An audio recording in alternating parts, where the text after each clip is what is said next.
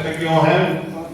क्योंकि जो सपना सामाजिक न्याय का महात्मा गांधी जी ने देखा था, नेहरू जी ने देखा था, बाबा साहब अम्बेडकर ने देखा था, भगत सिंह ने देखा था, चंद्रशेखर आजाद ने देखा था, नेताजी सुभाष चंद्र बोस ने देखा था कि कैसा देश बनाना है, वो देश सिर्फ कांग्रेस ही बना सकती है।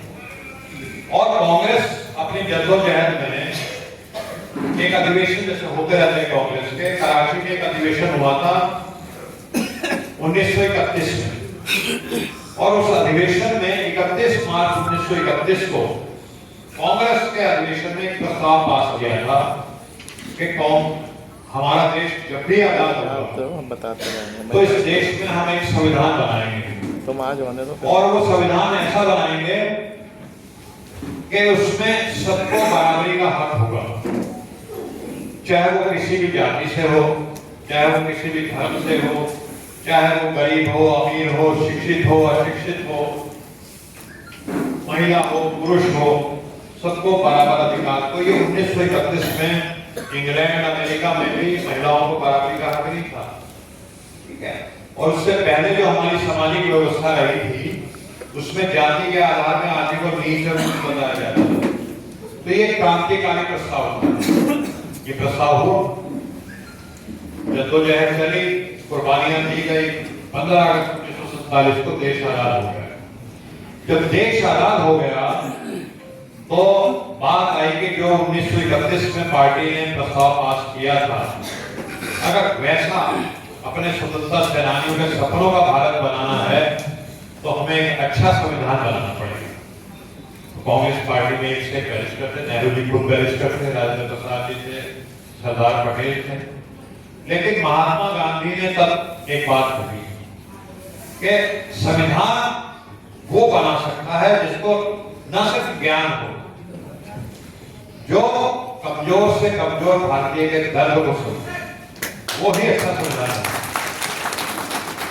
और महात्मा गांधी ने कहा कि उसके लिए बाबा साहब भीमराव अम्बेडकर जी से बेहतर कोई व्यक्ति नहीं हो सकता।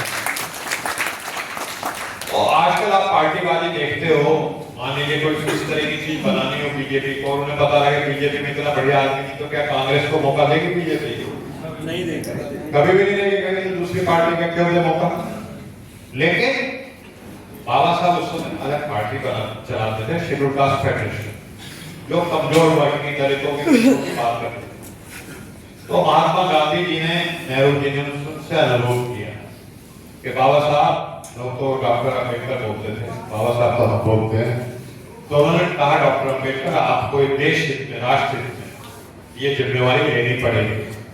और बाबा साहब को भी महसूस हुआ कि उन्होंने जो संघर्ष किया है, जो कोलंबिया यूनिवर्सिटी, ऑक्सफोर्ड यूनिवर्सिटी, पता नहीं कहां जाकर के शिक्षा ग्रहण की है, किताबें पढ़ी हैं और सड़क पे संघर्ष किया है और लोगों के बीच में उठे बैठे हैं कमजोर से कमजोर, तो उस दर्द को संविधान में अगर उतारना है तो ये जिम्मेवारी से पीछे हटना है। और बाबा साहब ने फिर वो जिम्मेवारी को लिया और फिर उस पर काम हुआ। 26 नवंबर 1949 वो संविधान बाबा साहब ने भी देश को अर्पित कर दिया। 2 महीने बाद लागू हुआ, 26 जनवरी 1950 को। तो उससे एक दिन पहले बाबा साहब ने 25 नवंबर 1949 को अपना भाषण दिया था पूर्व संध्या में, और उन्होंने कहा था कि संविधान लागू हो जाएगा, हर व्यक्ति को एक वोट मिल जाएगा।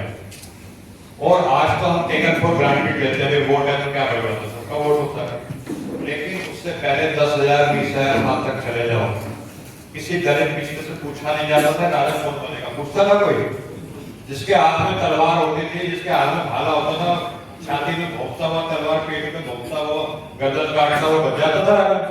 कौन दलितों से पिछड़ों से पूछता था।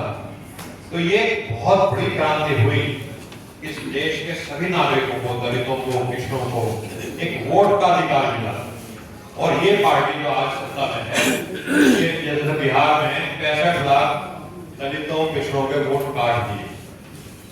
ये धीरे धीरे हमारा वोट भी